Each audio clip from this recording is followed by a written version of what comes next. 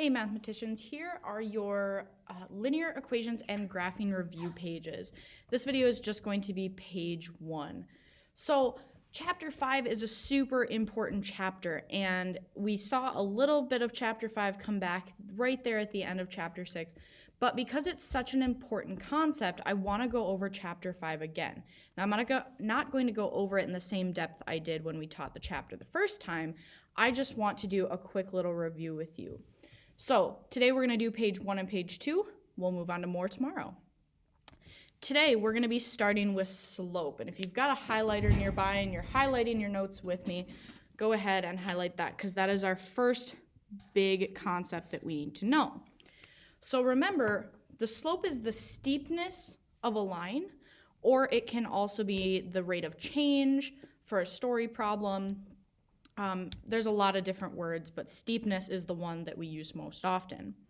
So we can determine a slope first off from a table where we have an x and a y.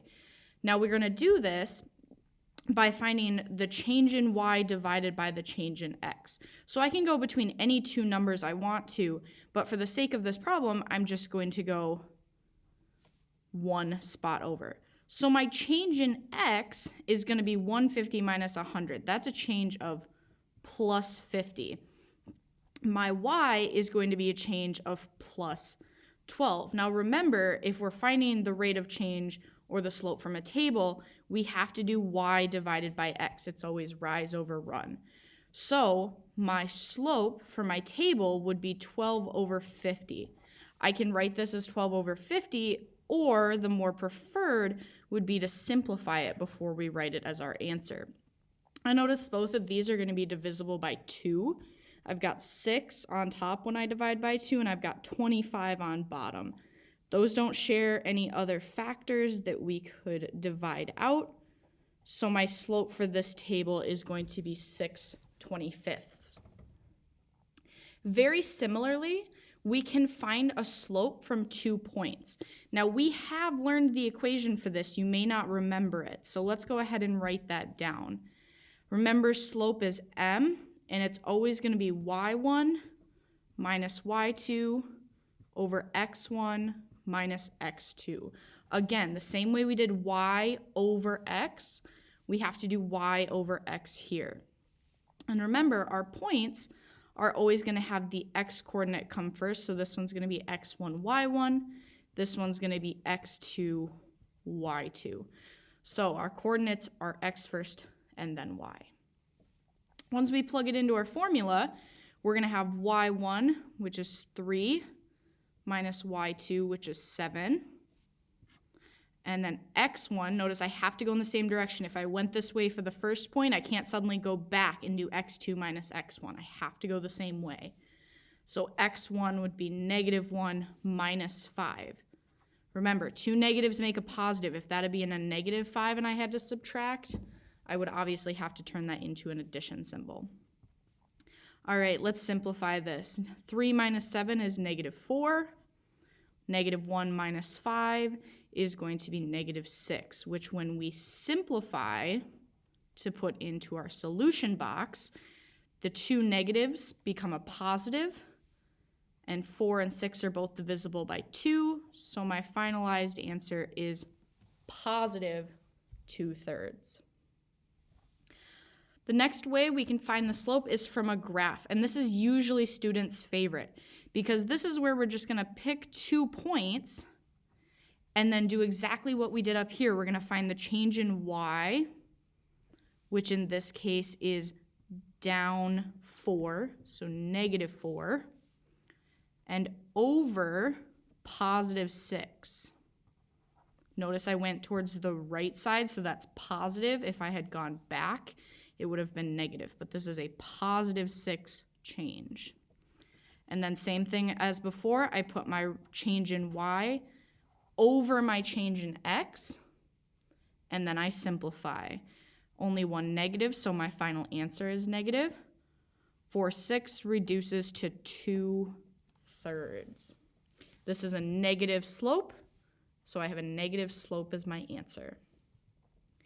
And then the last way is from an equation. We are going to look at this a little bit more on the next page, but this equation is known as the slope-intercept equation because, well, it gives us a slope and an intercept. So if I give you the equation y equals -2 plus 4x, my slope isn't just going to be the number that comes after the equal sign. It's always going to be the number attached to x. So even though it doesn't come first in this order that we're used to, I still am going to grab that slope from the number in front of x, the one that is being multiplied, as long as it is in that form. If it's not in that form, unfortunately, this trick doesn't work. All right, so my slope here would be 4. Now, before we move on, I just want to talk about one other thing. There are 4 types of slope. So there are 4 different types of answers. We can categorize these a little bit. So Mr. Slope Guy can help us remember these types, or we can use the following image. And I'm going to explain this image, and then I'll explain Slope Guy. So the first one is this image that looks a little bit like a house with a garage attached. And the way that this helps us remember slope is this. The first type of slope is positive. The roof has a positive slant on that side. So our slope is positive. On the other side of our roof, we've got a negative slope. That's when our slope has a negative symbol in front of it. The garage is where it gets a little tricky. The garage is where we're going to have a 0 slope. And when we see this in an equation, it means we don't have an x variable attached to our m because it's 0 times x, which is just 0. This is where you're most often going to see y equals 4, y equals 7, y equals, because those are the types of lines, the equations of lines, that have 0 slope. The last one is the outside wall of the garage, and this is my undefined slope. An undefined slope is any time where we have a number divided by 0. So if you're up here solving for slope using a table or 2 points, you might find that you get a number divided by 0. Remember, we cannot divide by 0. This is a big no-no in math. So if we get divided by 0, we're going to have an undefined slope. For those of you who don't like the house and garage method, let's go over here to Mr. Slope Guy. Some of you may have seen this before. If you haven't, he's another great option. If you're able to draw this picture from memory, it often helps to remember that a positive slope goes up, a negative slope goes down. An undefined slope is going to give us our nose. Notice how the U letter, undefined, associated with that nose. And then our slope, with his 2 little dimples here, the edge of his mouth, tell us that we have a 0 slope. So the mouth is a 0 slope, the nose is an undefined slope, and then the eyes are your positive and negative. So those are the 4 types of slope that we have and use regularly, and we have to know the difference between them. All right, let's go to page 2. Now that we have slope, we can create more fancy equations. We don't just have m equals a number. The first type of slope is called slope-intercept form. Again, we've learned this, so I'm not going to go over it quite as in depth, but I do want to re-identify each of the pieces. So everything is equal to y, and y is always going to be our output. If you think of it like a graph, our input is always on the x-axis. This is our independent variable. And then our output is always on the y-axis. That's always our dependent variable. So you can think of it 2 ways, the output or the dependent variable. The m, we should know from before, is our slope. That's what we just learned to calculate on the page before this one. If y is our output and it goes on the y-axis, x is going to be our input value. That's the one we see on our x-axis, and it's also known as the independent variable. So if we have our slope, our input, and our output, what's that pesky b doing? Well, b is where our line crosses the y-axis. So this might be a little confusing. You might think, well, why wouldn't the y-intercept be the y value? This is an output number, This is just a data point. This is just a singular one. Don't worry about that too much. The big idea here is that y-intercept is going to be our b always. So wherever it crosses, the y-axis is going to be our y-intercept. All right, we've identified those. Let's go ahead and identify what each piece is. So graph the following. I've got y as my output, and I've got x as my input. That way I know that it's going on a coordinate graph. So once I have my input output, I'm going to look for my other pieces. I know that the number in front of my x is my slope. I have a positive slope of m equals 2. And then from up above, I have a 4, and that's my y-intercept, and that's where I cross the y-axis. So I'm going to go ahead and start there. I'm going to go ahead and put my positive 4 on my y-axis, and then I'm going to graph my slope. Remember, this is just a review from chapter 5. So if I have a slope of 2, that means for every 2 values I go up, I'm going to go over 1. Remember, if you need to, you can write 2 as a fraction, 2 over 1. Remember, rise over run. First we rise, then we run. Same thing as going up 2 over 1 is going down 2 and back 1.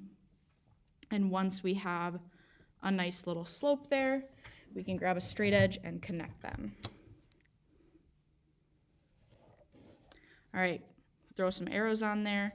Go ahead and try the next one on your own. It's a little tricky, but go ahead and try it. All right, y equals negative 3x. If this one overwhelmed you, don't worry. It's a little different from the last one, and I'm going to show you why that shouldn't matter too much. I'm still going to identify my pieces. I still have my output, I still have my input, so I still know it's on a graph and not a number line. The only difference is I go to look and I see that I have a slope of negative 3, but I don't have a b value. Well, here's the thing. I can actually change this equation slightly by just saying plus 0, because adding 0 doesn't change our equation at all. It doesn't change what I did, because I could just as easily take it away and have the original equation. But now that I have plus 0, I technically have a y-intercept that I can graph. So if you don't see the value you're looking for, feel free to add plus 0 to change it so that you know where to graph. Anyway, my intercept for the y is at 0.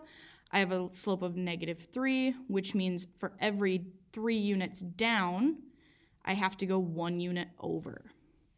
Remember, negative 3 as a fraction is just down 3, negative. The 1 is positive, so I go in the positive direction. But the same thing as down and over is up and back. Once I have my slope, I can go ahead and grab my straight edge and graph those and connect those dots. Just like that.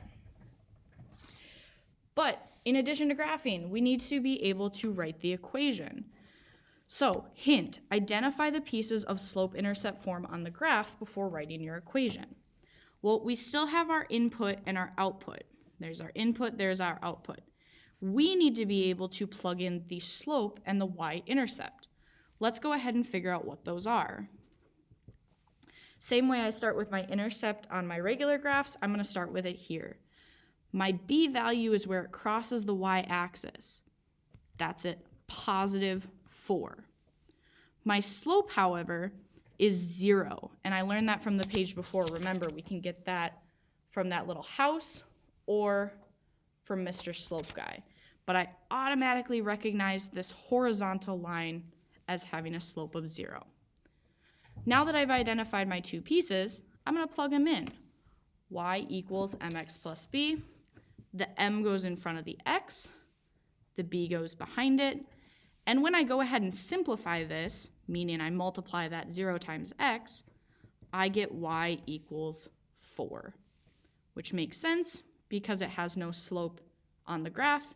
It has no slope in its equation. There is day 1 of your graphing linear review. Let me know if you have any questions.